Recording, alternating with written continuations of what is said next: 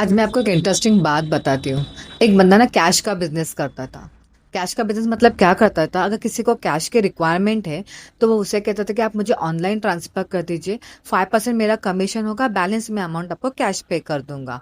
For example अगर किसी ने 1 लाख ट्रांसफ़र कर दिए, तो उसका 5% 5,000 कमीशन वो अपने पास रख के बाकी के 95,000 वो उसे कैश पे कर देता। यही 5% कमीशन कमाने के चक्कर में पूरे साल में उससे क्लाइंट के ट्रांजेक्शन्स हो गए 1 सीआर तक।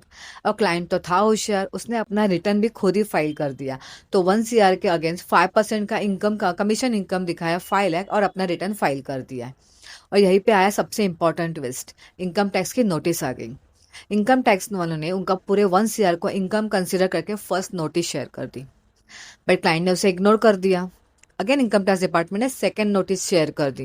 क्लाइंट को लगा ये तो ऐसे ही बेचते रहते हैं। अगेन ही ignore. Third, income tax department ने इनकम इसके असेसमेंट के अंडर उसका असेसमेंट करके पूरे 1 सीआर को उसका इनकम कंसीडर करके 1 सीआर के अगेंस्ट 30% का tax, 30 lakh plus interest penalty surcharge सब लगा के टोटल 50 टू 60 लाख का टैक्स डिमांड भेजा। अब क्लाइंट पूछ रहे अब क्या करूं। खाया पिया कुछ नहीं, ग्लास तोड़ा भराने का। इस केस में फायदा तो कुछ हुआ नहीं, हुआ तो नुकसान।